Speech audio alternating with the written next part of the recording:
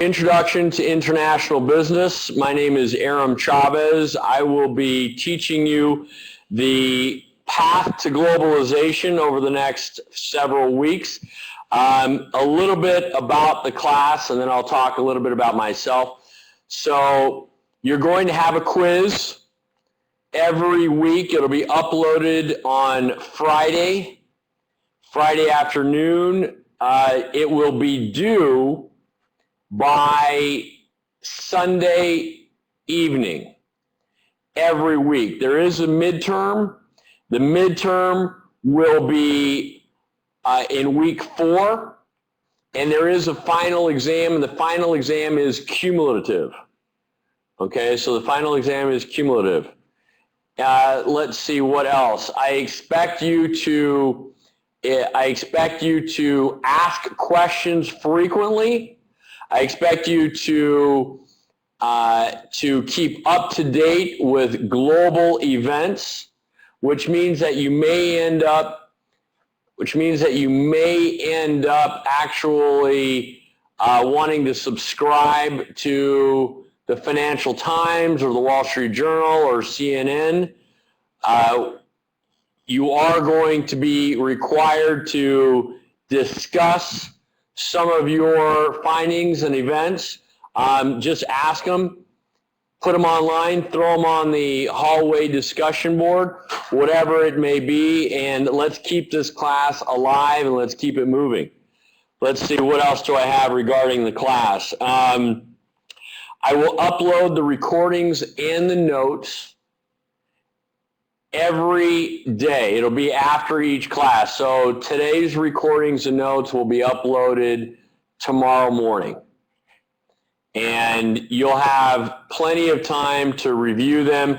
Class is going to be from 10 to 12. There should be no variation. And if you want to attend class, feel free. I welcome you to the Santan 220 room here at the CTI campus in East Mesa. There is something to be said about, attending a class in person. Let's see, what else? Any questions or comments thus far? Anybody online? What's the name?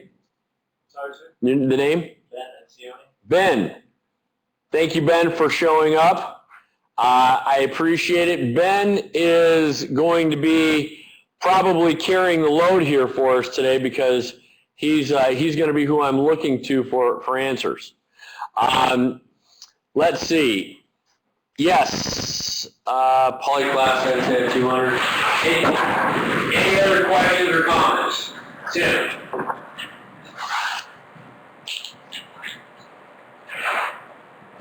And then I'll talk a little bit about myself, and then we're going to jump right into it because there's a lot to cover in these short sessions. We only have 6-7 weeks to cover a ton of information. Now, the way this class is going to work is I have to bring you up to speed. I have to get you to become more familiar with many terms that you've probably heard in the media or that you're using in your general vernacular as you're talking to other students. So we're going to start off with a macro view. And then every class period, we're going to take a little bit more of a deep dive. And we're going to get into things like how to negotiate with another culture. We're going to get into things like how to do business in other cultures. We're going to get into things like what is currency? What are currencies and why are they important? We're going to get into a lot of stuff, and I'll be sharing with you a lot of my real world experiences, and I will be transferring that to you in class. So this is a class that is about real world, real time teaching. The reason why you don't have a book is because the real world is going to be your best source of knowledge. But we are going to be incorporating a lot of academic terms that I have pulled out of several books. So, without any further ado, if there are no more questions, I'll tell you just a little bit about myself and then we'll get started. So, I'm a native of Arizona. You probably need to keep me alive. There are not too many of us. Are you a native? No. Is anybody else in here a native? No, my goodness. Yeah. So let's see here. I have my MBA from Thunderbird, the School of International Business, global business, out there in Glendale. So we have a strong focus. I had a strong focus in my MBA in really building my international relationships and doing business abroad. So we're going to be talking a lot about China. We're going to be talking a lot about India. We're going to be talking a lot about Europe, et cetera, et cetera. Let's see, what else is there about me? I love pastries. So for those of you who understand that in the real world there are ways to get better grades, you can certainly send me a pastry with a note. I will consider it possibly. So again, this is just the real world, right? I mean, I'm just, pretend we're in China for a little bit. But I absolutely love pastries. I just acquired a Land Cruiser, a Toyota Land Cruiser. So I am dying. I'm piecing it together, bits and pieces here and there. So I'm dying to take it out romping. And so as one of my students says, if you're not flying over the hills, you're a tea sipper. And so I plan on flying over the hills so that I can't sip any tea. And let's see what else. I love to beat my brother-in-law in golf. The problem with this is that I very rarely do. And so that's why I say it. So it is that much sweeter when I do. And so I'm not a very good golfer, but I try to rub it in every time I do beat him. So let's see. Anything else about me? You guys can ask questions. You guys can email me, text me. Oh, also, I'm available 24/7. The weekends, Sunday, Saturday, Monday, send me your texts, send me your emails, call me anytime, any day. I do business internationally, so oftentimes I am up. I trade currencies also. So sometimes during the week, I might be up at 2 or 3 in the morning while you guys are, well, I don't know what you guys are doing. But I will be trading currencies or I'll be doing business in India or China. So feel free to send me an email. I try to be very responsive. So if you don't hear from me within 24 hours, that means I'm probably out in my new Land Cruiser and I've forgotten about everything. But no, I usually am very responsive and respond within 24 hours. Let me see, what else is there? I think that's about it.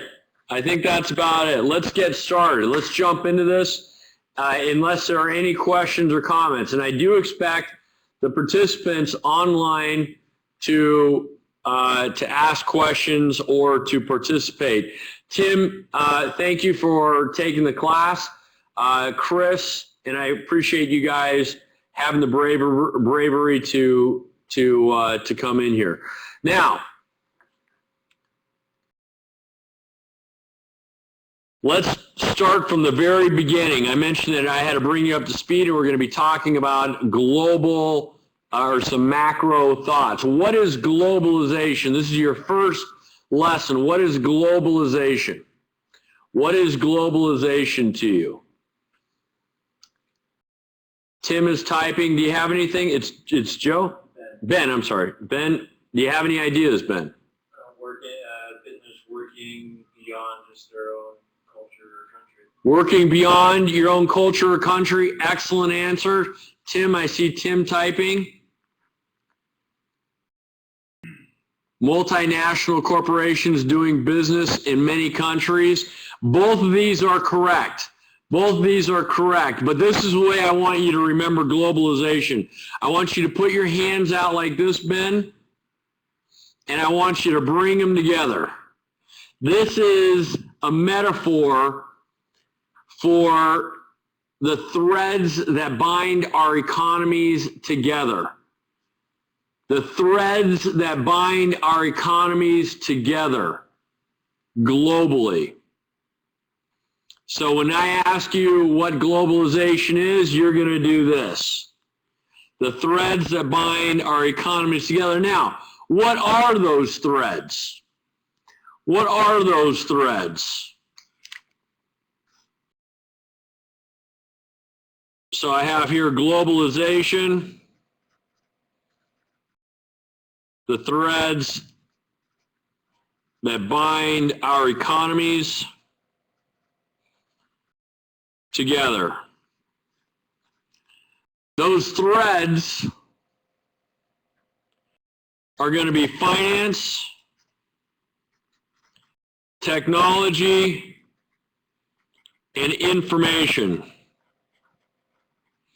And it is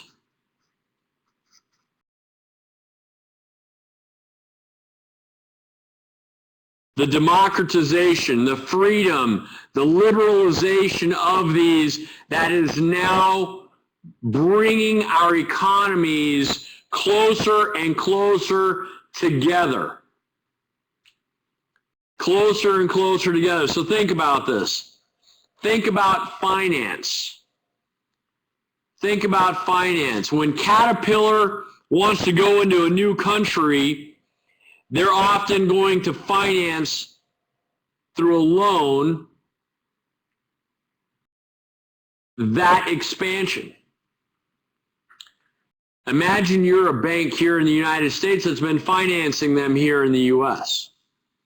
And they tell you, you know what, we're going to expand our presence. The market is global. We have much more reach that we need to capture in terms of business. We're going into Vietnam. Well, do you think that bank is going to want to let another bank take their business? No. So what do? They possibly open up a branch in Vietnam for that particular expansion.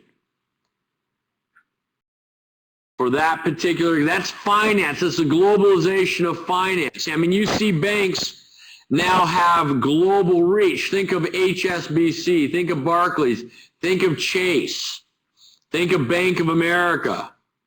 I mean, these banks, these institutions have a global reach. How about information?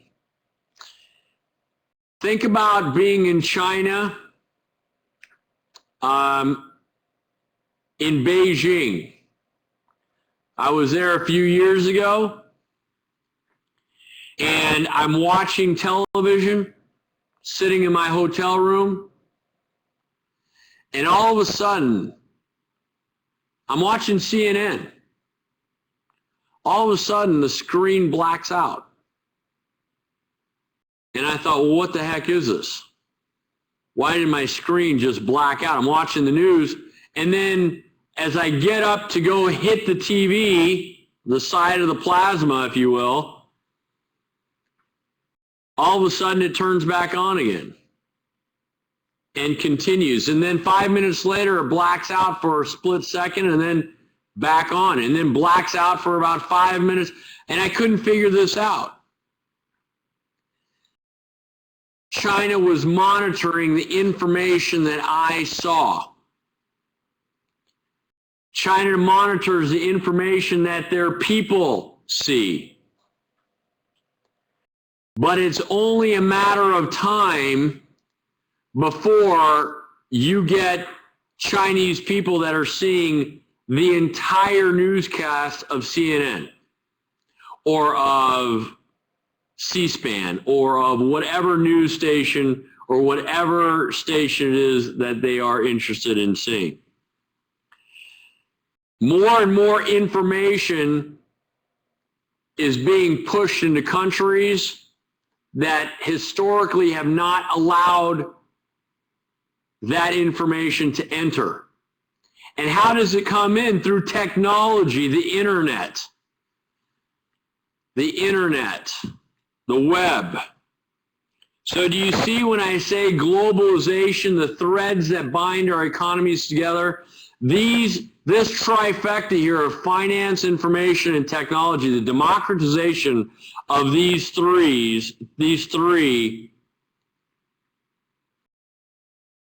are really the advocates of globalization.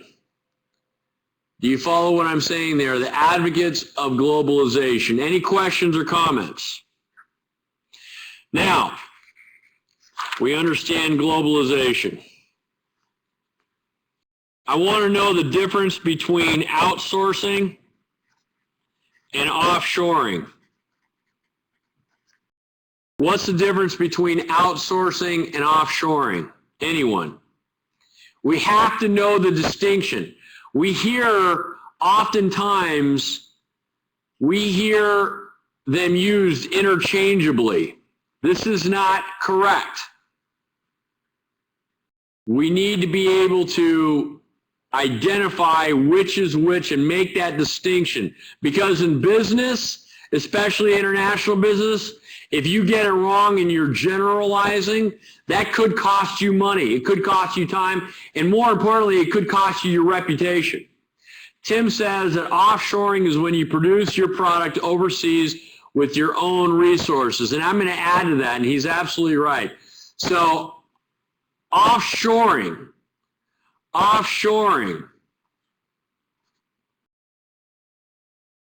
is your own company overseas, let's say Intel in Ireland, Intel in Costa Rica, Intel in China. That's their own facilities with their own employees. And as Tim says, they're producing their own products with their own resources. He's also talking about people. You're producing your product with your own people. Okay? Offshoring is your facility overseas with your own staff, your own employees. Now, outsourcing. Outsourcing is relatively simple now that we've gone through offshoring. Outsourcing does not necessarily need to be overseas. Outsourcing can be here. Outsourcing is having somebody else or hiring somebody else to do something better that you don't want to do yourself, possibly even at a lower cost. Think of telemarketing. Think of service calls. Think of India, right? You call your, say, cell phone provider and somebody from the Philippines answers, or somebody from Venezuela answers, or somebody from India answers, and they manage you through your issues. Well, that's AT&T outsourcing it to another company. They're not AT&T's employees. Those employees are trained by AT&T to resolve AT&T's issues, but they're not AT&T's customers. Let's use a real simple example. Let's go to the lowest common denominator here. Let's say that I'm Intel here in Chandler, and I want to make some t-shirts. Am I going to spend money if I'm Intel? Am I going to go buy a screen press? No, I'm going to outsource it to a t-shirt company locally, most likely. Well, maybe not. If the volume is there, I'll probably have it done in China.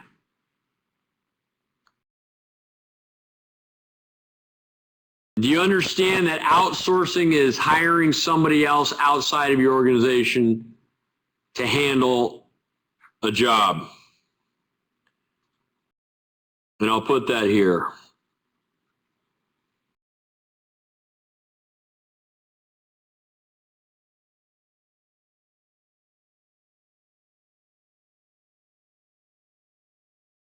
Okay.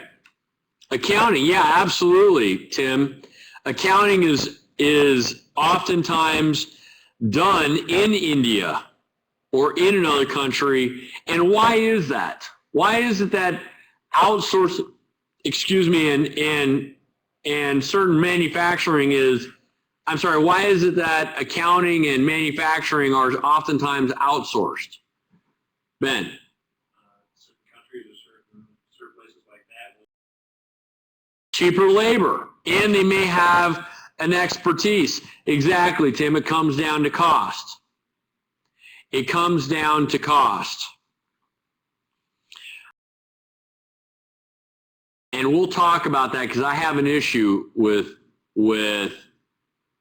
saying that it's all about money, because it's not all about money. The customer experience is a big part of staying in business. But oftentimes, as Ben said, you get a lower cost of labor, and thus it makes economic sense in their mind anyways to go ahead and outsource that to another country. Now, question, Ben.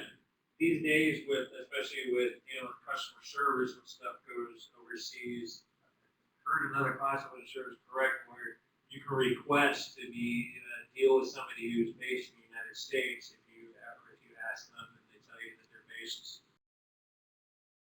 Yeah, I'm sure that is available with certain businesses, but the reality of it is, unless you have a very difficult time understanding the individual, it doesn't make a lot of economic sense for the company to go ahead and do that. But it does happen. Exactly, and depending on the time of day. So in a way, it somewhat defeats the purpose of outsourcing it to India. You certainly can, but that doesn't mean that you're going to get it done in a timely manner. There may be some other issues on why they requested that, but you certainly could. Now, good question.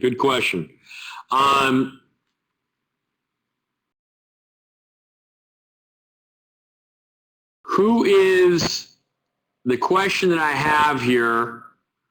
And Tim, if I could just ask you to hold off on your answer. Who is the economic driver, the economic power right now in the world? Who would you guess is the driver of globalization, the driver of business, of commerce globally in the world right now?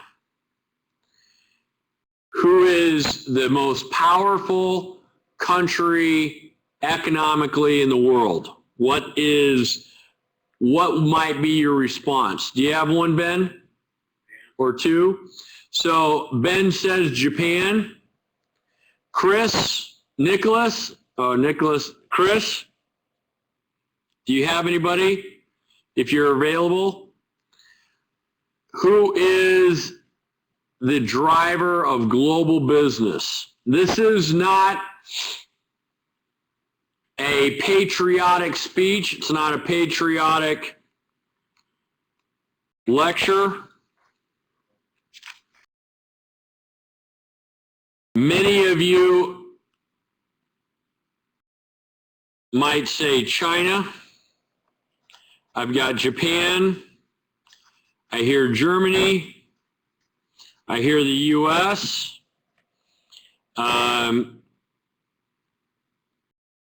Who else do I often hear? Those are usually the top four that come to mind when you talk about the global driver of commerce. And oftentimes people look at the GDP, the gross national product, I'm sorry, the gross domestic product, the sum of all goods and services that an economy produces, and they say, okay, well, that must be the global driver. And the U.S. is at the top of that in terms of global GDP, with somewhere in between 14 and 15 trillion dollars in goods and services. China is often talked about as, although they have a lower GDP than the U.S., I often hear that they own the U.S. That they own the U.S. Have any of you heard how strong China is? Have any of you read about the power that China yields in terms of their global commerce? And Tim says, yes, because we owe them a lot of money. China, so let me give you the answer.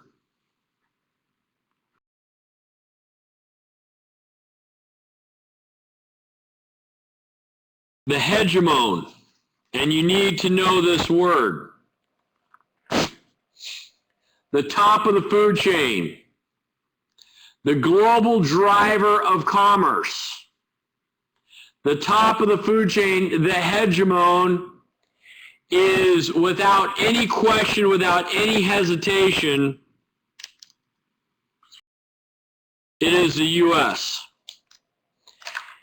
Again, this is not a patriotic speech. It's not a rah, rah, rah, go U.S. and defend it, Aram. Defend it. Why is it that the U.S.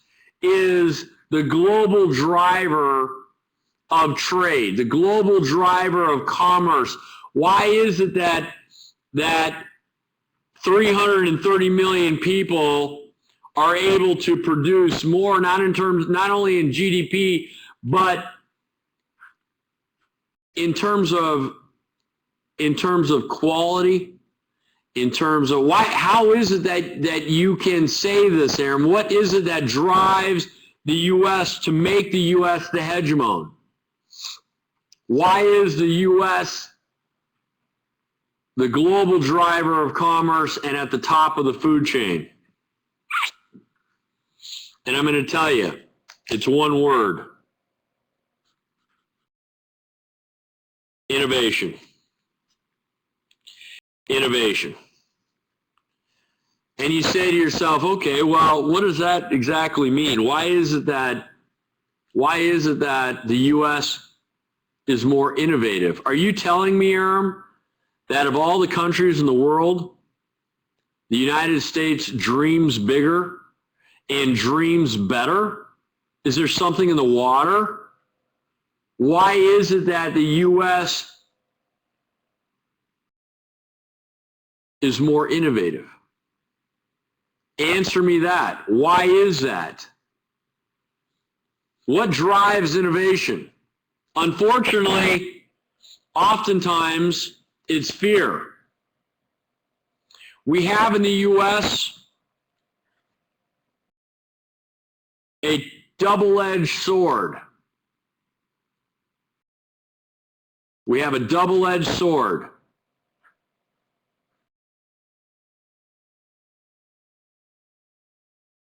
Hire and fire.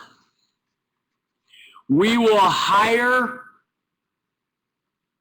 people at the drop of a dime, and we will fire people at the drop of a dime.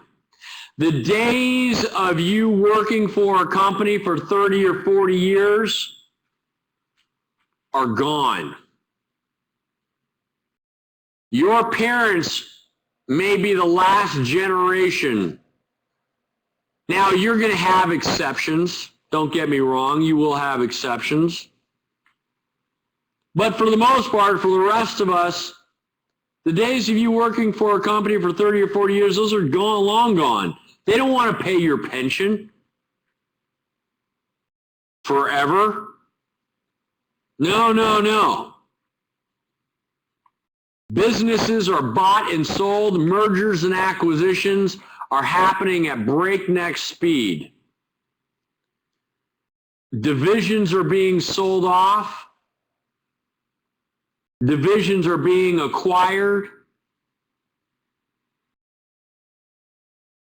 Employees are fired to lower costs to meet the profit estimates of Wall Street.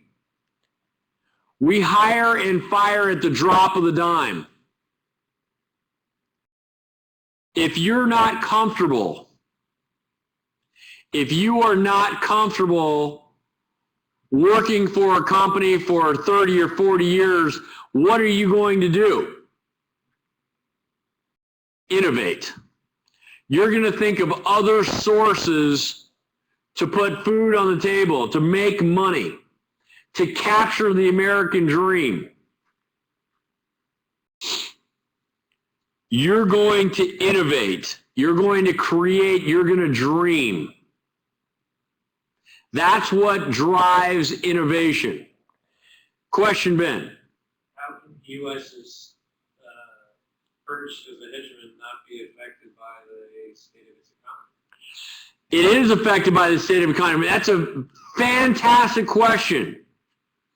How can the U.S.'s position as a hegemon not be affected by its own economic crisis? In fact, it is. That segues beautifully, Ben, into the next topic. We're going to come back into this, but that segues beautifully into what's this? What is this?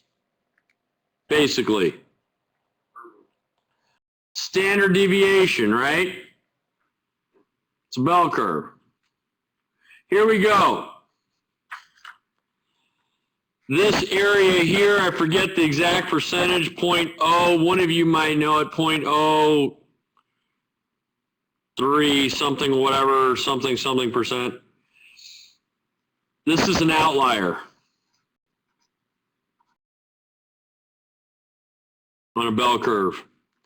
Basically what that means is you winning the lottery,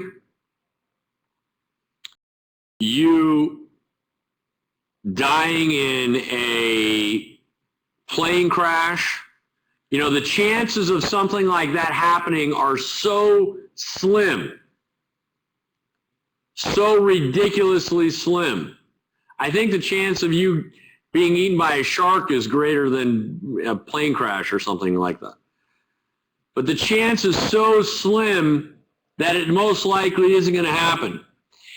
And you need to know that in 2008, October of 2008,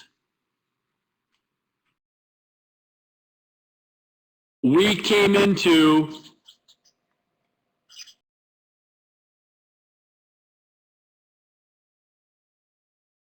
a catastrophic, how do you spell catastrophic? Catastrophic financial crisis.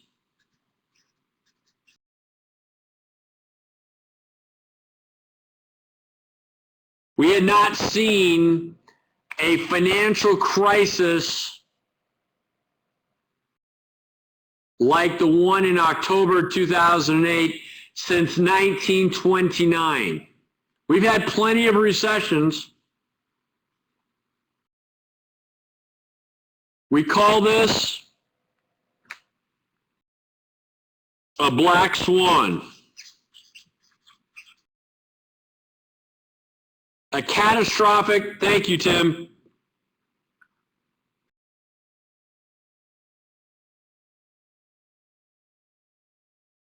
We call this a black swan. It is a metaphor for a very rare catastrophic financial crisis. The story behind it is the Europeans believed for many years, it was a fact in their mind that there were only white swans in the world. There are only white swans that existed. And then they ran into Australia. And lo and behold, they discovered there were black swans. And in their rarity, a black swan was used as a metaphor for a very rare financial crisis. The last black swan that we had was in 1929. 1929. The next catastrophic financial crisis we had was in October 2008. So, back to Ben's question. Well, everybody was getting fired. Do you remember 2009? Do you remember driving around town? I don't care what city you were in, driving around and seeing close signs everywhere. It seemed like every day a business was closing their doors. Do you remember this? It was just 5 years ago, 4 years ago. I mean, it was just terrible. Every single day a business was closing the doors. Unemployment went past 10%. Underemployed was probably up in the 25% to maybe 35% range.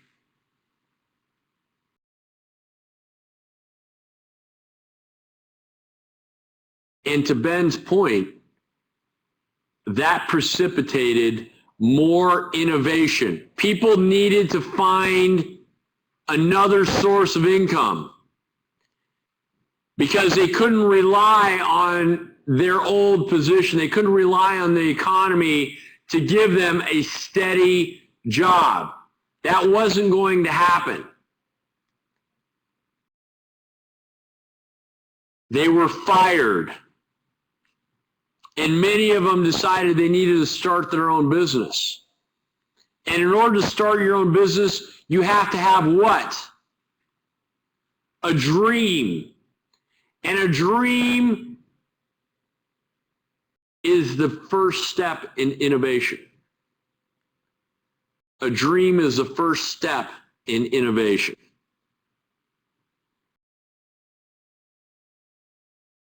Our hire and fire mentality precipitates innovation. It precipitates innovation. Now, we have another advantage in the United States.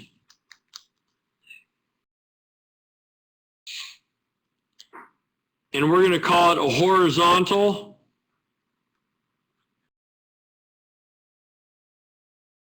management matrix or matrices. What does this mean?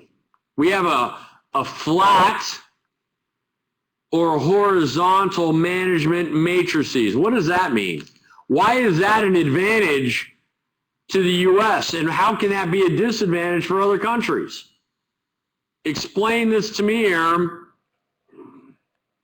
Well, the reality of it is that if you see your boss walking down the hall or your CEO, let's say you work for GE, and you happen to be on the same elevator as the CEO, and she says, she just walks by you, and I mean, do you feel like you can say something to her? The CEO of your business? Yes. If you have an idea, or if you have a suggestion, or if you have something that you wanted to say, you can speak to her. It used to be in the 50s, 60s, and somewhat of the 70s that if you were a subordinate, you didn't really speak unless you were spoken to, unless you were asked to. In other countries, think about it. In Mexico, in China, in France, their position in their company is everything. It is everything.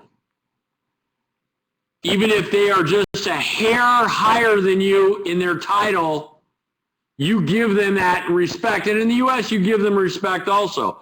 But in the U.S., you feel like you can communicate and speak to your CEO. So that facilitates communication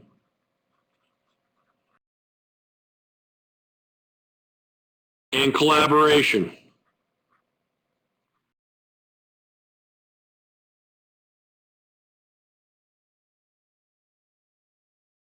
That facilitates communication and collaboration.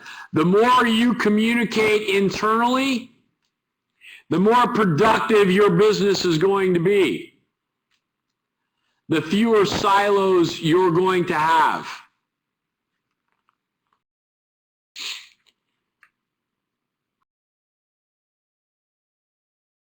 Culture, number 3. And what I'm talking about is diversity. It's proven that a diverse organization outperforms a more homogeneous organization by about 30%. 30% more revenue. A more diverse organization. And why is that? Why would having different cultures in the room be maybe more of an advantage than maybe having one culture in the room? Ben? Well, especially if you're getting globalized, having people from other cultures will understand how to do business together. There you go. Whatsoever diversity of ideas. Boom. Especially in this global economy, if you have individuals that are helping to make decisions and you're selling into other cultures, it's probably a pretty good idea that you bring on somebody that understands that culture. You bring on somebody that knows how to do business in that particular culture. Absolutely correct. Absolutely correct. The U.S. is the hegemon. The U.S. is the hegemon because of our innovation, which is precipitated by the hire and fire mentality. We have a much more flat management matrix, meaning that you can communicate, and if you can communicate more freely, then you can collaborate. Let's take an example of Apple computers. If you're the janitor and you come up with an idea, Apple has a way of compensating you for your idea. They don't discount you just because you're a custodian. They want innovation. And if you happen to run into Tim Cook, who's the CEO of Apple, and you happen to be the custodian and you have an idea, do you think he's going to say, whatever, this guy is just a custodian? No way. He's going to hear it before he discounts it or before he accepts it. He wants to hear it because innovation is what drives Apple. Here's another thing. In this new economy that we are in, it used to be, and this is really just for your benefit, but it used to be that businesses would pay you a salary to tell you what to do. Now, that's not the case in the U.S. They want to pay you so that you can tell them what to do. And that's how we compete in this global economy. That's how we compete in this global economy. So moving right along, we've got the fire hose approach today.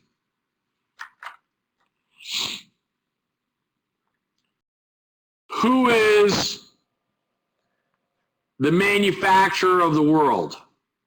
Who is the manufacturer of the world? China. And he's right. China is the manufacturer of the world.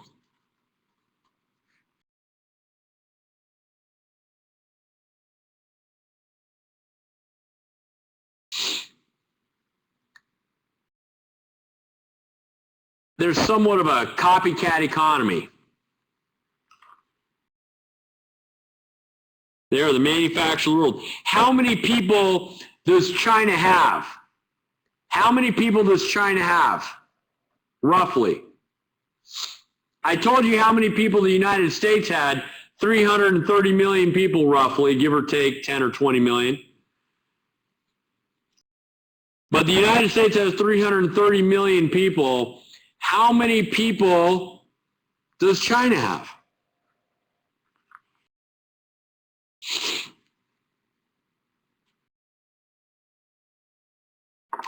Tim says 1 billion. You're off slightly, Tim, not much. 1.4 billion people. 1.4 billion people. Now, albeit they don't speak, many of them don't speak the best English, there are more people in China that speak English than there are people in North America. There are more people in China that speak English than there are people in North America. Tell me they don't want to compete. It used to be when I was a kid, my mom would say, "Oh, mijo, you better eat all your vegetables because somebody in China is starving." That's what she used to say. Somebody in China is starving. You better eat all your vegetables, mijo. Now it's somebody in China is starving for your job. You need to be aware that we are in a highly competitive global environment. A hyper-competitive global environment. They have 1.4 billion people. We have 330 million people.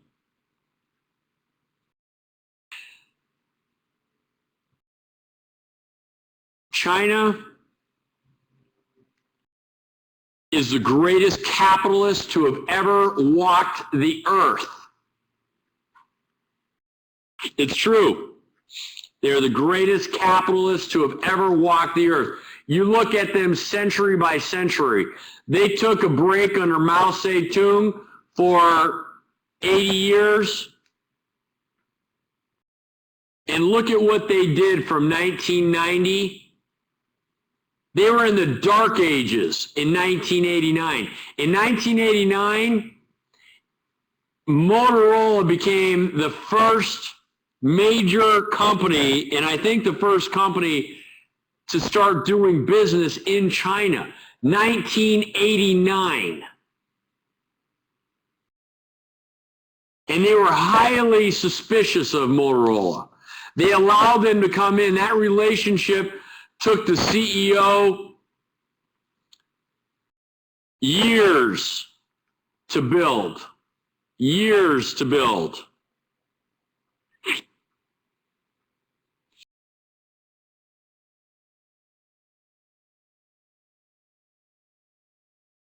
The Chinese were circumnavigating the globe while Europe was in their dark ages. The problem with their capitalism is, if you look at it today, it's capitalism without any restraint.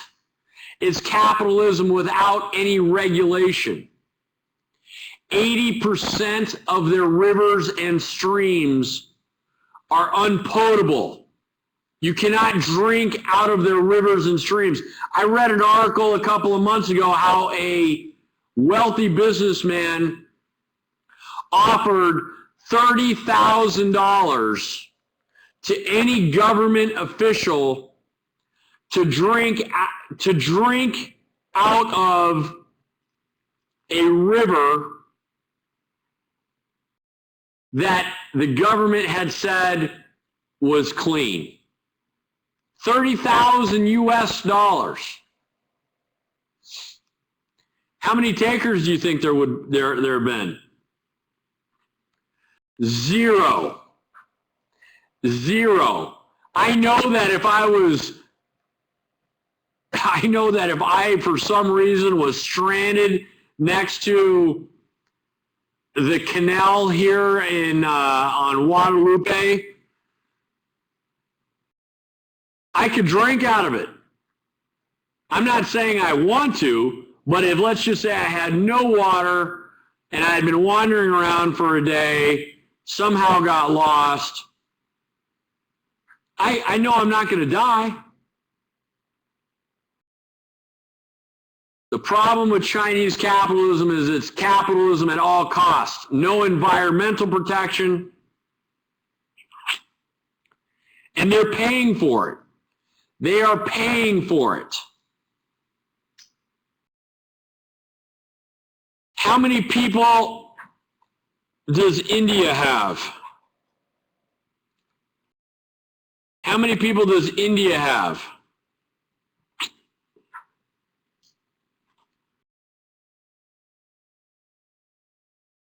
$1.2 billion people, roughly. India is the back office of the world.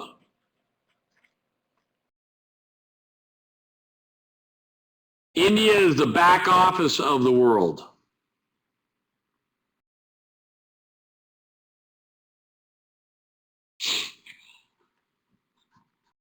What is the EU?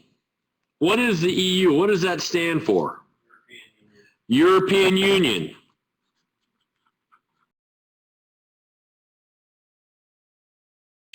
How many countries are in the European Union? How many countries are in the European Union?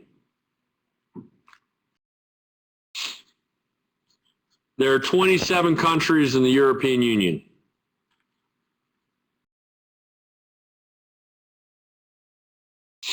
There are 27 countries in the European Union, of which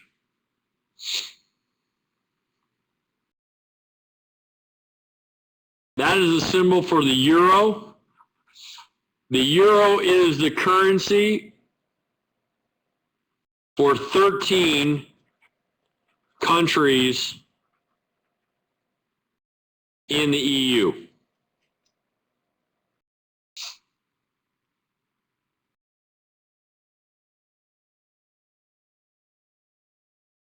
China, by the way,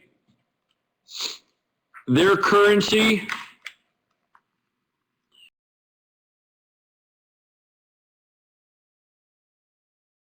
is the RMB or yuan. In India, it's the rupee.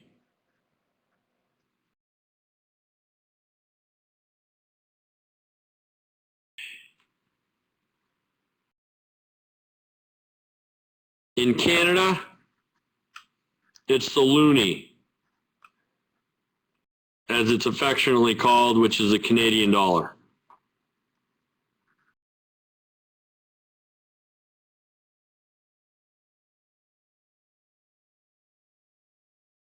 Whoops. In Mexico, it's the what? It's the peso.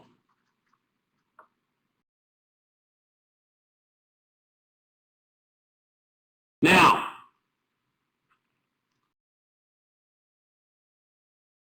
the EU is primarily formed to prevent war. Think about it. Germany, France, the United Kingdom, Italy, Spain, they have been warring for centuries. And they came up with a European Union so as to prevent more war. But they also knew that they needed to compete with the United States. I have been to symposiums in France where the topic du jour for that particular symposium was, how does the EU beat the US? They have come together in a union to become the hegemon. I have spoken with many individuals, some of my best friends from India and China are trying to be successful, not just for their own family, but for their country. I haven't heard, and I'm sure there was a point in our U.S. history where you took pride in not only your family, but you took pride in wanting to be successful because of your country. There are people that want to see in India become the hegemon. They are working their tails off so that India can become the hegemon out of pride. The same with China, the same with Mexico. We don't hear those conversations so much in the U.S. There isn't a business in the United States that is not touched by global competition. Do you get the picture, the macro picture here of how competitive the global landscape is? Everyone wants to be the hegemon. Everyone wants to be the hegemon. And we talk about manufacturing. I've heard many of us say, we want more manufacturing to come back here. Stop sending all this manufacturing to China. Stop it, I tell you. Well, we're somewhat hypocritical because the U.S. is who drives globalization, who has been driving that manufacturing to China. Did you know that 45% of all goods coming from China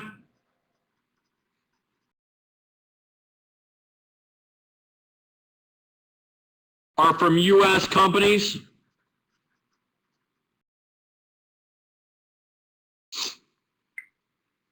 It's a great soundbite. Let's bring manufacturing back.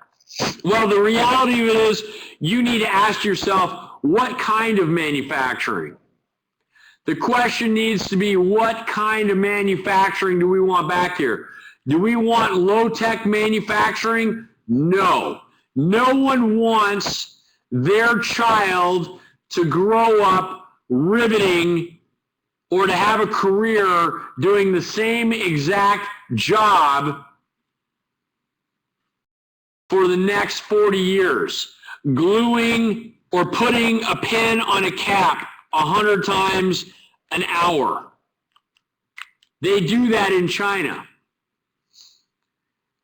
So be careful what you ask for. We don't want low-tech manufacturing. What we are seeing and what we do want is high-tech manufacturing. We are seeing more and more high-tech manufacturing come back to the United States. Let the low-tech stuff stay in China. Let it stay out there. It doesn't do any good for us to have low-paying, no-brainer type manufacturing. Here's another statistic. 80% of all currency transactions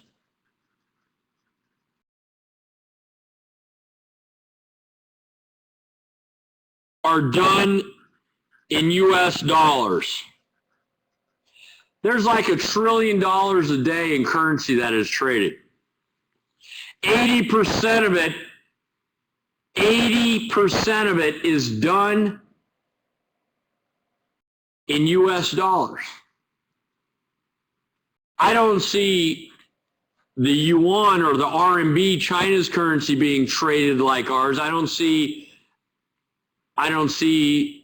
the rupee being traded like ours.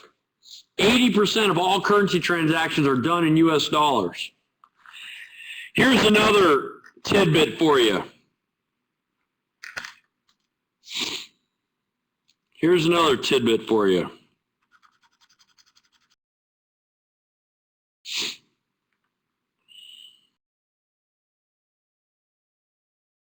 I know that we've got this big fear of the Middle East. We hear about it. I grew up with it. I know you've grown up with it. We need to become oil dependent. We're oil dependent on the Middle East. We need to become oil dependent because you can't trust them.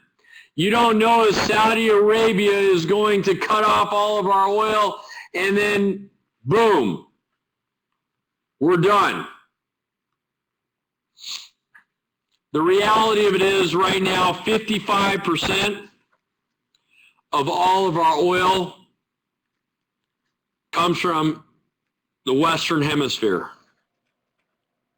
Right now, 55% of all U.S. oil comes from the Western Hemisphere. How much oil do you think that we get from Saudi Arabia right now? How much oil do you think we get from Saudi Arabia on an annualized basis? Anyone want to guess what percentage that is?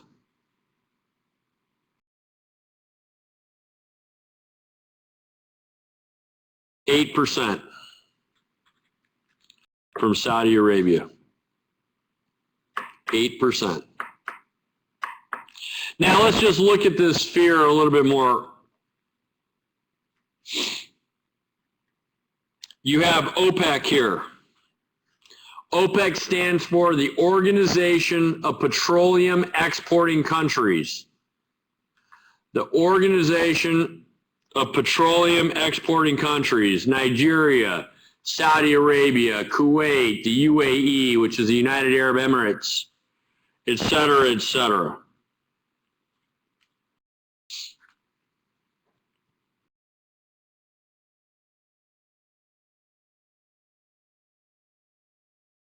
And they send, that's oil, these are drops of oil, to the US, China, Japan, etc. If you notice, I like triangles. Very convenient. But wait a minute, when they sell us oil,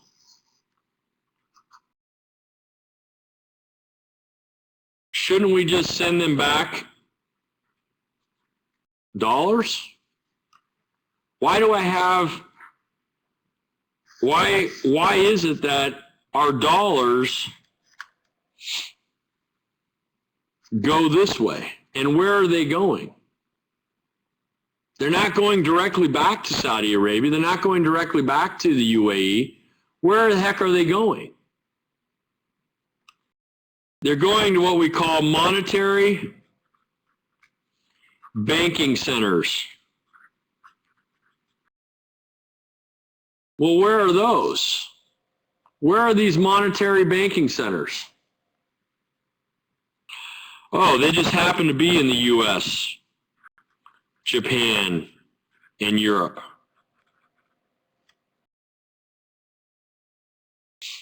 not China, the US, Europe, Japan. And then some of it, not a lot of it, but some of it goes back to these countries. So think about it. Saudi Arabia, the Sultan, the princes, the wealthy king, they have their money in U.S. banks. Why don't they have their money in their own banks? I don't get this. It's called Sharia law. And Sharia law, by design, does not allow you to gain interest on your loans. By design, their banks are still stuck in the medieval times. So if Saudi Arabia or the United Arab Emirates decided to cut off our oil, what do? We just say, oh, okay, well, we'll just patriate your money into our accounts because they're in U.S. banks. Do you think Saudi Arabia or the UAE would ever cut us off? Their banking system, by design, because of Sharia law, because of Islam, does not allow for absorptive qualities that you need for that kind of money. Trillions of dollars.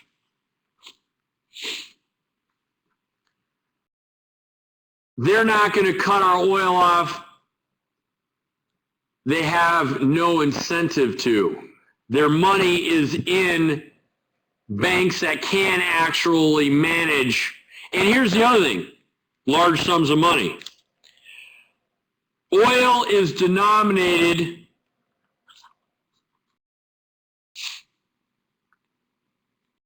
we'll say bought and sold in what we call petrodollars. Well, what's a petrodollar?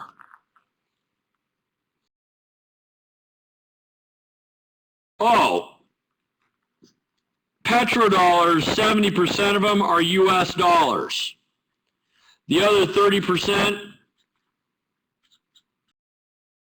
is the euro, roughly. There might be a couple of percentage here and there that's in the yen or something else, but for the most part, petrodollars are US dollars. Oil is bought and sold in US currency because of the stability of it. The Middle East would be the last place on earth to cut off our oil. Not only is the oil sold globally in US dollars, but the money that they make is put in Western banks. So much for that boogeyman theory. So much for that boogeyman theory.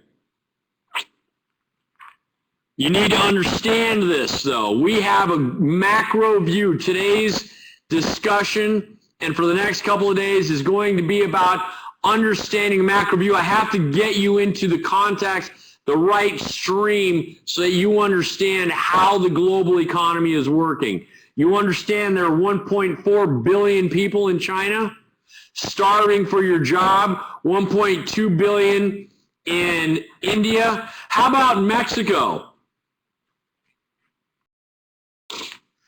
Mexico has more trade agreements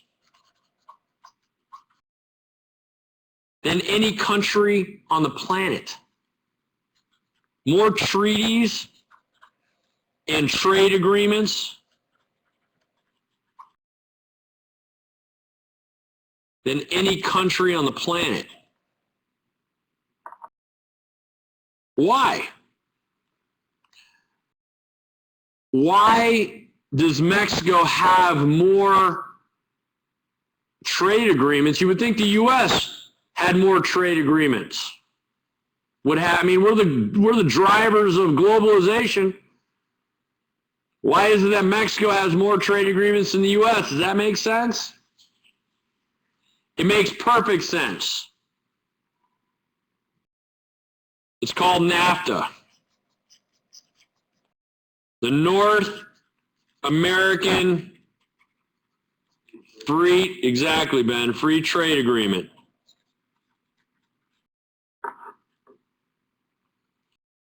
Mexico is the gateway to the U.S. Mexico has a lower cost of labor. So why not get your manufacturing or a lot of it done in Mexico, and then you could bring it up into the United States, say you're Samsung making plasma TVs, you send your parts over to Mexico, they're assembled there, and then they're shipped up without any taxes to the United States, which is the end destination, without any duties, taxes, tariffs. Boom, you're set. Because of NAFTA, Mexico is the gateway to the U.S., has a lower cost of labor, and because of that, they have more trade agreements than any country in the world. So Mexico is the gateway to the U.S. Singapore is a gateway to Asia. There's a lot to digest. There's a lot to digest today. I'm not even close to being done. Not even close to being done. A manufacturing facility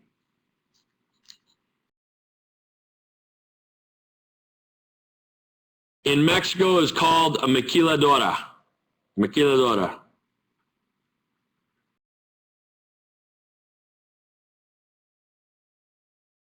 And typically they're along the border of the U.S. and Mexico, on the south side of the border, of course. So these maquiladoras are making everything from Camrys to Mercury engines. And the beauty about it for the United States is by truck, you can get your product to any point in the United States in well under 24 hours. You got a manufacturing facility in Juarez? Great. You need it shipped to Maine? It'll be there in 17 hours or less.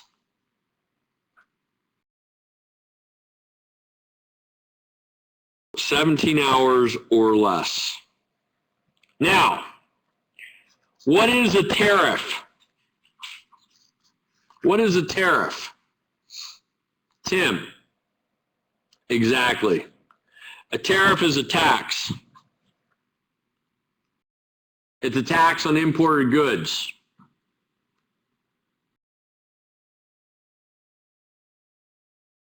What is a quota? Tell me what a quota would be. What's a quota?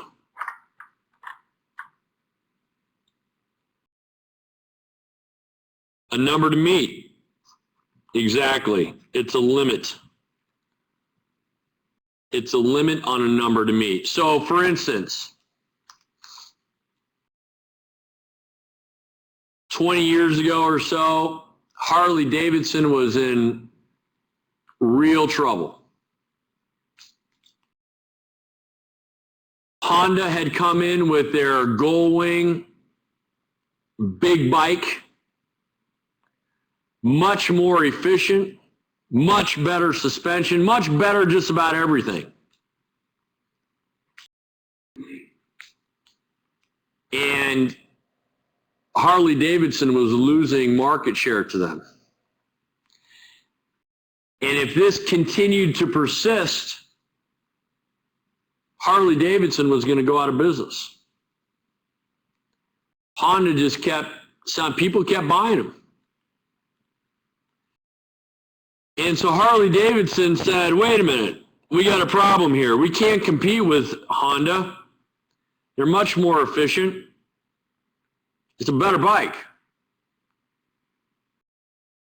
They went to the lobbying bribery / groups and they said, hey, listen, we can't compete against Honda or Suzuki or any of these other big bike manufacturers. We're going to go out of business. Our American-made manufactured company motorcycles are going to go out of business. Harley Davidson is our great American sacred cow, is it not? And the congressmen and senators said, we can't let our sacred cow be overrun. We can't let them go out of business. So what they did is they contacted Honda and they passed a law and they said, listen, Honda,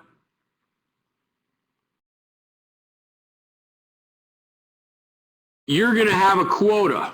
You can only sell, and that quota still exists today, you can only sell X number of big bicycles or motorcycles. You can only sell a certain number of those motorcycles a year into the U.S. And what do you think Honda did? And if you don't, we're going to impose a tax. We're going to up the tariff on those motorcycles. So what do you think Honda did? Do you think that they cared? No. Sure, we'll pay the tax. We don't care. They kept pushing them through. And then the congressman started saying, wait a minute, this isn't working. So U.S. Congress got together again because of the lobbying groups, because our great American sacred cow could not be put out of business. And they said, okay, look, motorcycles aren't your primary revenue stream. We know what you're really doing. You're really in the car market. So this is what's going to happen. If you sell one more motorcycle than the quota, one more motorcycle than what's allowed, we're going to start taxing your cars up the wazoo. Now they started listening. And Honda stopped selling more than their quota of motorcycles. Harley Davidson was happy. And now we still have, you see Harley Davidsons all over the place. Our great American sacred cows all over the place. Made in America, right? What percentage of a Harley Davidson is made in America? What percentage, I have a question for you, what percentage of, this is the symbol for Harley Davidson, the New York Stock Exchange, what percentage of Harley Davidson is made in USA? Our great American sacred cow, we fought to keep them alive because we could not have an American-made motorcycle go out of business. What percentage of our great sacred cow is made in the U.S.? Ben, give me a number. 20%. 20%.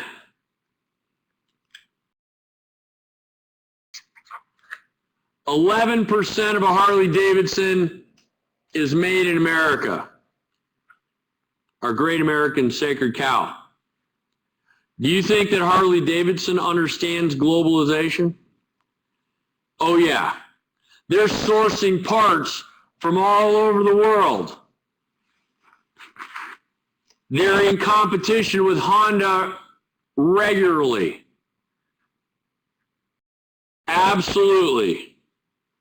Absolutely. Hopefully we're gleaning a better picture as to what international business really is. Now, Let's pause it here for a second. Does anybody have any questions or comments? Chris Hancock, Stephen, Tim, any questions? All right, I'm going to keep moving. We got plenty to talk about. What is this? I'm going to draw something. Forgive my lack of talent.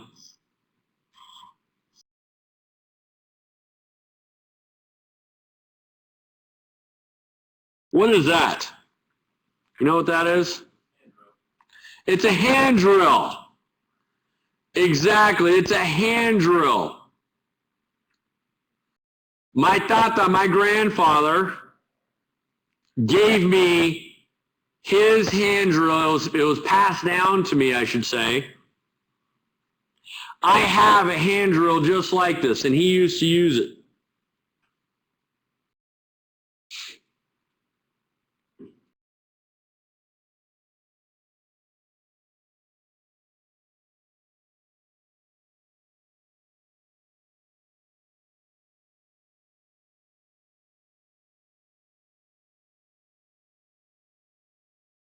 What's this?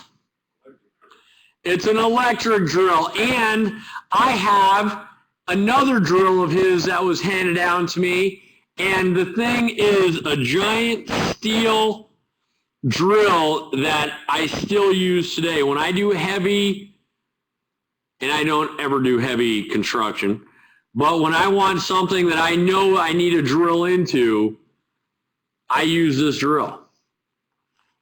What is this?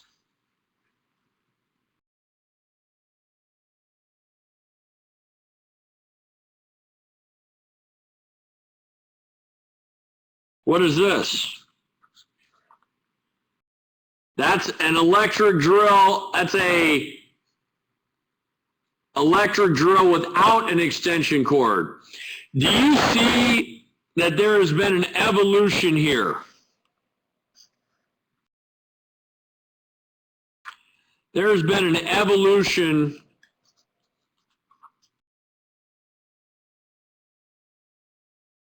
in technology. And I'm using this as an analogy to compare this to the United States. The U.S. is a knowledge-based economy. We are a knowledge-based economy.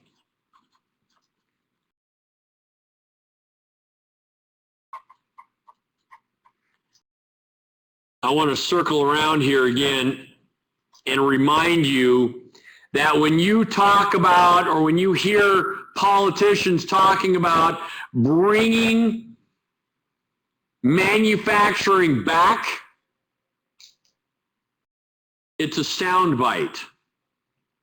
It just sounds good. As a knowledge-based economy, we can't afford to bring back low-tech manufacturing. We cannot afford to bring back low-tech manufacturing. We need to have high-tech manufacturing. We are a knowledge-based economy, and as such, 80% of our GDP, our gross domestic product, the sum of all goods and services, and I'll put this there for you for those of you who have not taken econ.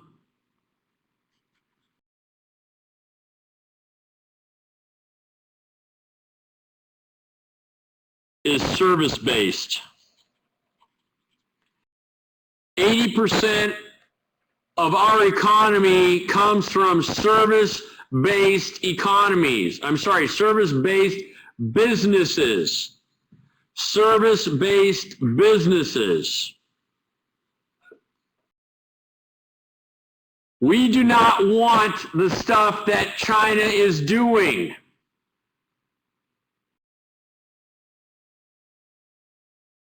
Unless it's high tech. Those jobs are worthwhile. I can't bring this point home enough. Also, 70% of our GDP comes from what we call SMEs. What is an SME?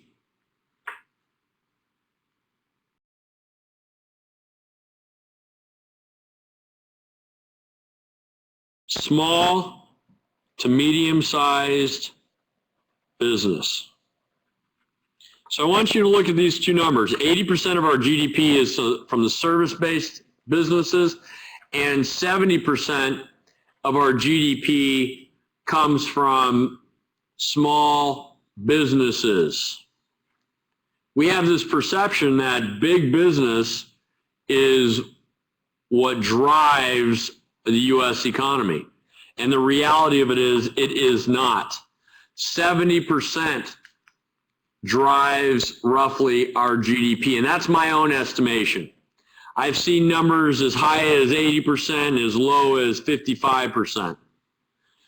It's been my experience, it's my thought that it's closer to probably 70%. Here's the opportunity. How many of these small businesses really understand globalization? How many of them are sourcing product from China properly? How many of them are aware of the agreements that Mexico has with 200 plus countries? How many of them are aware that Mexico is the gateway to the U.S.? How many of them are aware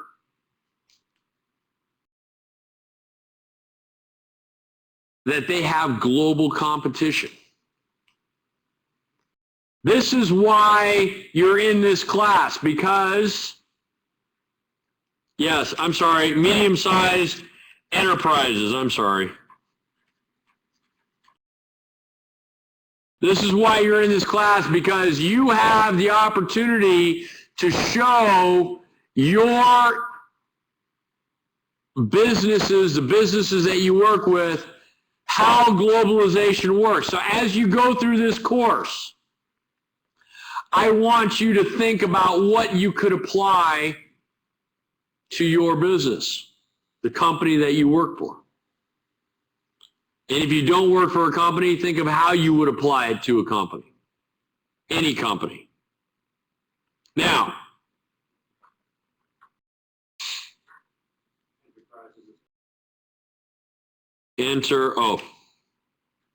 enterprises. Small to medium-sized enterprises.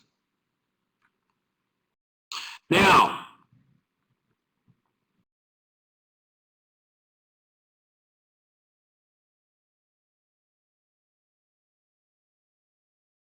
glocal. What does that mean? What does glocal mean? Aram, are you making up words again? What does glocal mean? Well, it's global and local put together, right? Think about Coca-Cola. Let's think about Coca-Cola for a second. Glocal. If you buy a can of Coca-Cola, that's just the regular Coca-Cola,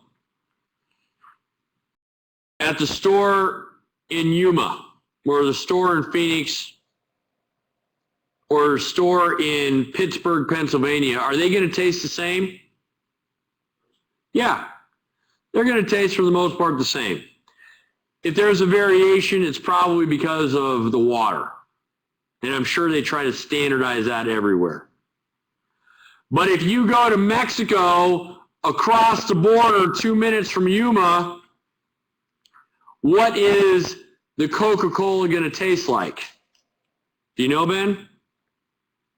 What is the Coca-Cola going to taste like in Mexico? Steven's typing. It's going to be sweeter. It's going to be less carbonated. It's going to be a little more syrupy. And it's going to be that way in a lot of other countries. If you drink Coca-Cola in France, they drink it warmer and a little sweeter. The point is that Coca-Cola understands that they need to localize to the taste of the consumer. They need to localize to the taste of the consumer.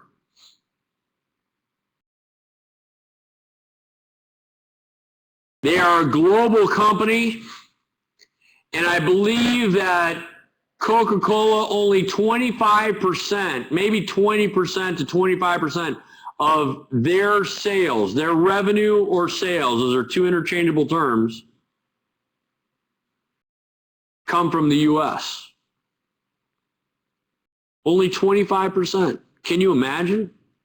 The majority of Coca-Cola's revenue is global,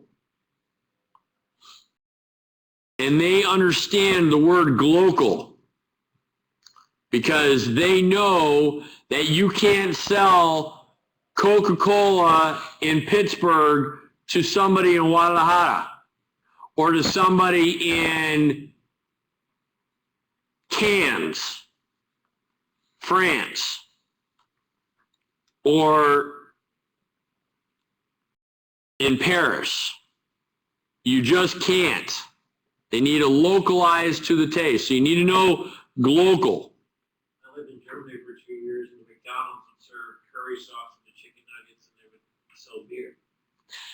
There you go. In Germany, they sell beer and curry sauce. And in India, there were riots in the street when McDonald's announced that they were going to go into India because, for the most part, the majority of Indians, I would say, I think it's about 90% of them, we'll say 80+%, are Hindi.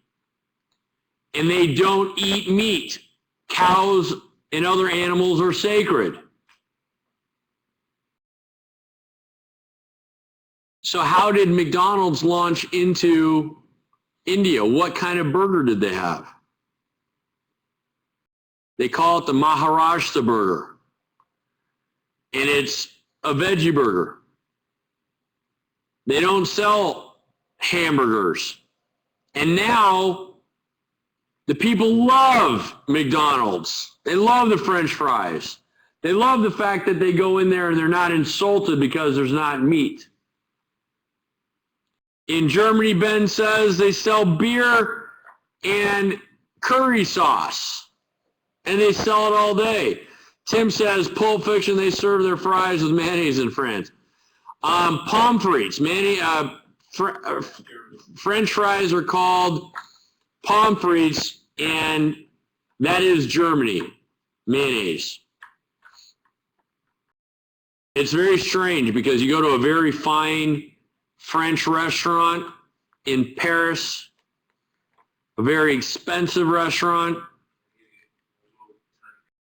They give you your food, but your dish isn't, your side dish isn't necessarily asparagus or mushrooms. It's French fries. It's pommes frites. Culturally, it's just a little bit different. Nothing wrong with it. Nothing wrong with it at all. Now,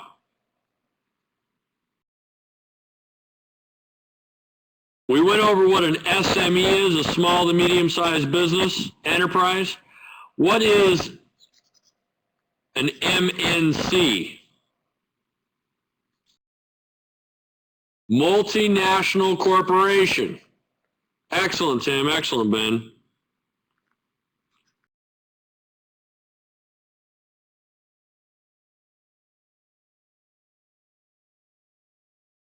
We need to understand multinational corporations because they do a lot of business abroad.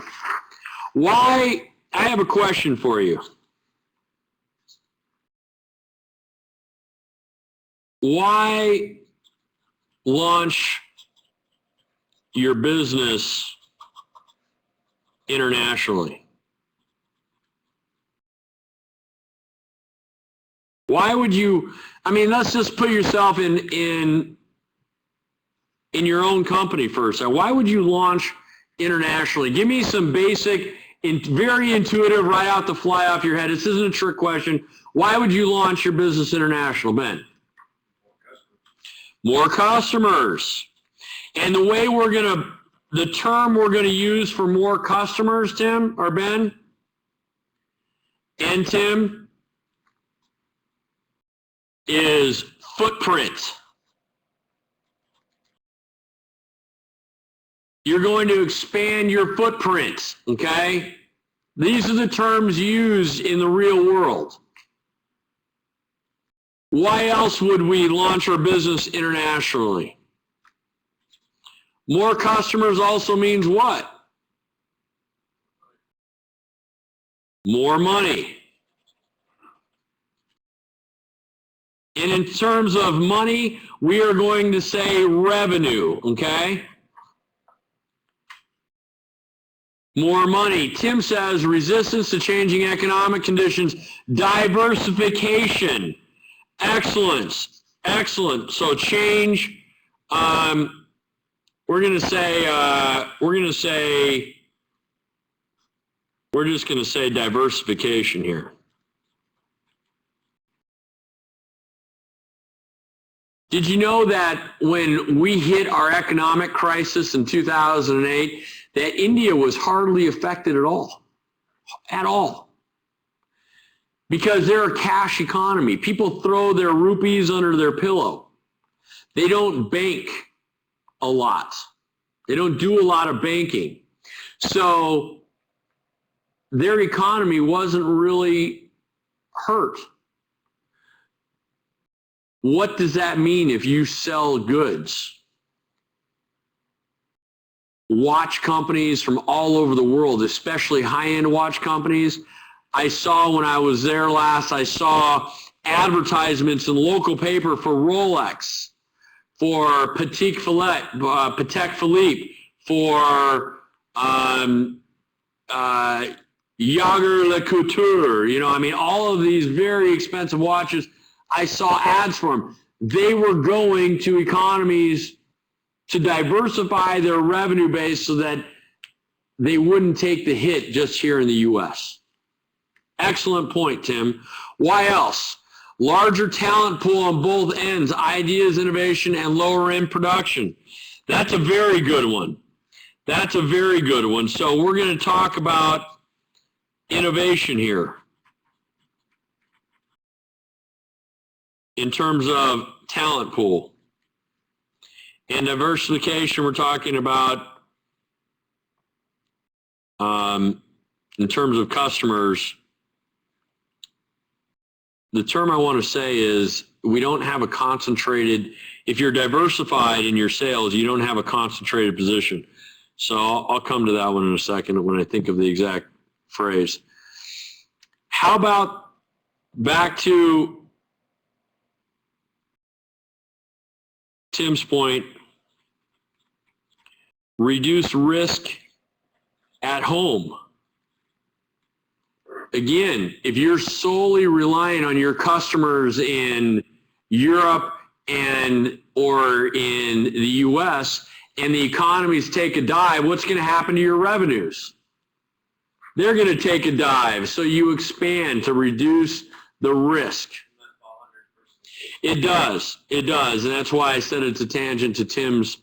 I'm just putting it because I believe it needs a little more definition. Now,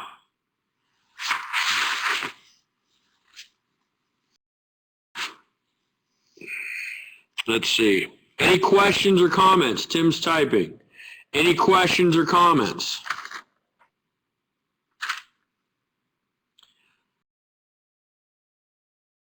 I have another question. Who is the most powerful person in the world? I want to know who is the most powerful person in the world. The U.S. is the hegemon. We are at the top of the global commerce food chain. The President of the United States, Ben says. Tim says Obama, Ben Bernanke, the Pope. These have never, ever, the President of the United States in all of our history has never been the most powerful person in the world. The most powerful person in the world is not Ben Bernanke either, the Fed chairman. The most powerful person in the world, did you say, Robert? No?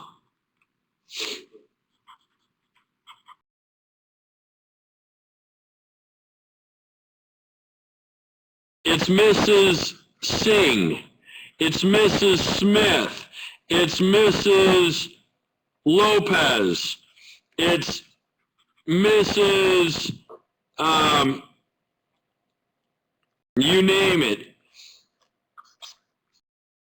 Moms are the most powerful person in the world.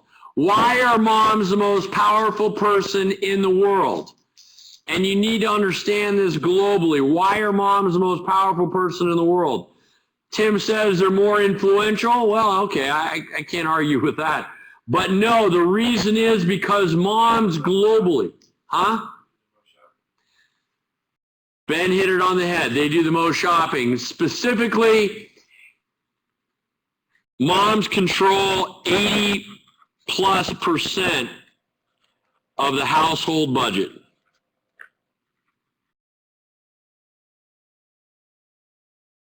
80% of the household budget. Yeah, so Tim, you're right. They're the most influential.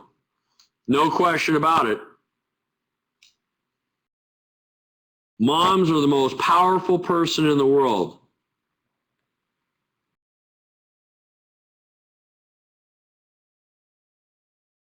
She controls the cash flow in the house.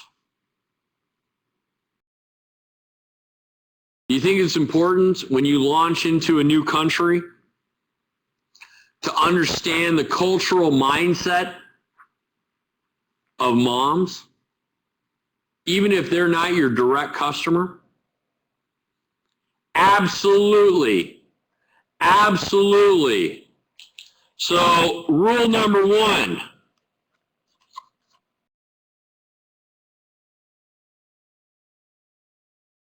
Know your customer. And I'm going to tell you right now, this rule number 2 is a biggie.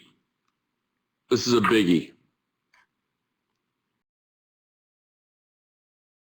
Know your customer. Know your customer's customer. This could be mom.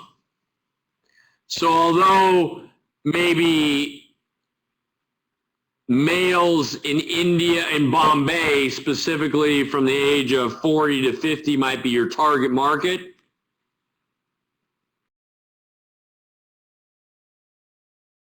that might be rule number 1. Mom may have something to say about that. Know your customer's customer. Know your customer's customer.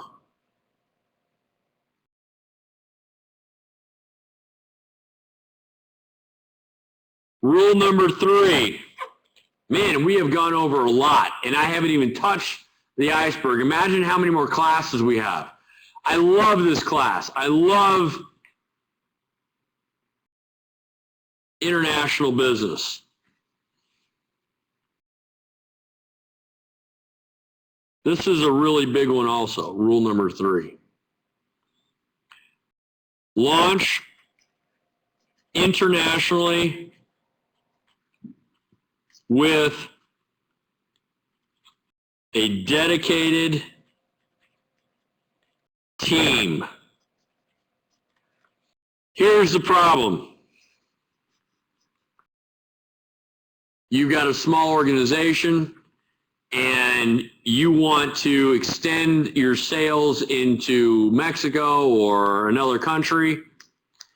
So oftentimes what happens is you say, okay, Ben, you're doing sales in the US for us. I want you to also start working on sales in South Korea. Okay, great. They're in a totally different time zone. He's going to start spreading himself real thin. Who's going to suffer? The customers, Ben's customers are going to suffer because he's not able to devote the time. So I don't care if you're one individual working out of your garage or home office, or if you're a multinational corporation, or if you're an MNC. I don't care if you're an SME or an MNC. If you decide to launch internationally, you tell Ben, you are now going to be dedicated for South Korea sales. We are going to bring somebody else in to manage US sales. Or Ben, you're going to continue with US sales. We are bringing somebody in specifically to manage international sales, because otherwise you will spread yourself too thin. You will spread your organization too thin.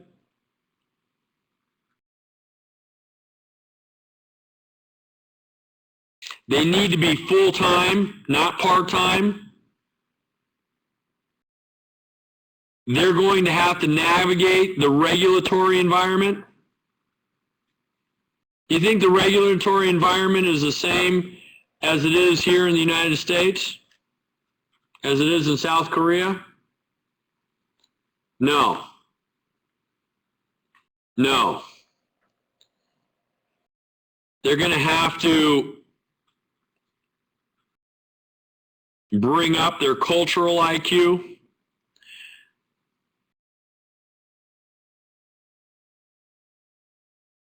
That's why you have a dedicated team to launch internationally, because if you don't, your whole organization is going to suffer. Your whole organization is going to suffer.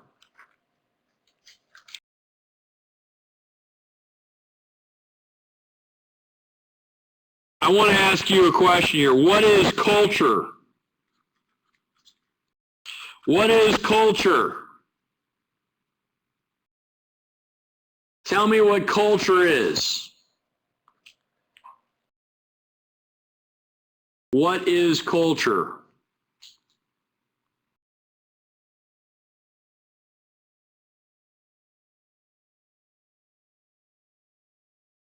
Ben, do you have an idea? Go ahead, give it. Traditions, makeup of the society. Traditions, beliefs, norms, values. Tim, Stephen, you guys are absolutely correct. Culture is norms, beliefs, traditions, values, shared values. So if you are launching into a new country, in general, you're going to need to understand some basic cultural norms. And then depending on who your target market is, you're going to have to take a deep dive into what that specific customer's values and beliefs are, what it is that they have an affinity towards. It's extremely important that you have a very strong understanding of our macroeconomic global view. This is going to be on the quiz. Every single thing that we talked about today is going to be on your quiz on Friday. And we haven't even talked about Thursday yet. But the great thing about this is is very, very intuitive stuff. You need to know the difference. It's not for me, it's for you. I do business internationally. I don't need to know the difference between outsourcing and offshoring. I understand it. You will become much more, we'll say, fluent in international business. It's like its own language. It's like you're learning a new language. We covered a lot today. We covered a lot. Are there any questions or comments? So the quizzes each week will be on that week's lecture. Yes, every week your quiz will cover Tuesday and Thursday's lectures and notes. Every week. Discussion boards, or are those included? Yeah, the discussion board is also going to be, so here's your homework. Here's your homework. And my homework assignments are somewhat voluntary. If you don't do them, they will become mandatory. You will go onto the hallway discussion board and post a link to a global article. But it needs to be summarized. Don't just say, oh, Germany is upset at Italy or Greece because of their debt. No, give me some specifics. Give everyone some specifics. So your homework.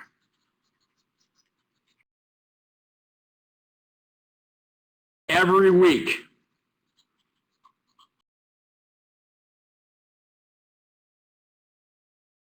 Is to post a link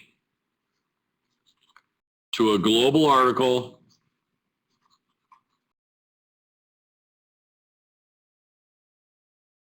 and briefly, I don't want a dissertation, briefly summarize the article. That's it. That's it. And you'll find that you will start reading what other people have to say just because it's interesting. Any questions or comments? You'll have a quiz every Friday. It's due on Sunday. There'll be a Dropbox that you can just submit it into, and voila, we're done. You have your midterm on the 4th week, so there will be no quiz on the 4th week, and then you'll have your final exam on the 6th week or the 7th week, I believe. And that will be cumulative. You'll have to know what outsourcing is on the final exam, what offshoring, everything that we even went over today. Okay, fantastic. I will see you guys the same time, same channel, Thursday, 10 a.m. I'm in room Santan 220 if you would like to attend. Thank you very much. And over and out. Oh, when do you want us to post a homework by? Darn it, Tim. Good question. You need to post a homework by Sunday also. By Sunday when the exam is done. By Sunday, 11:59 p.m. Okay? Because your quiz is due on Sunday, I believe, at 11:59 p.m. Great question, Tim. Thank you. The sooner you post it, the better. You don't have to worry about it. All right, over and out. Sayonara.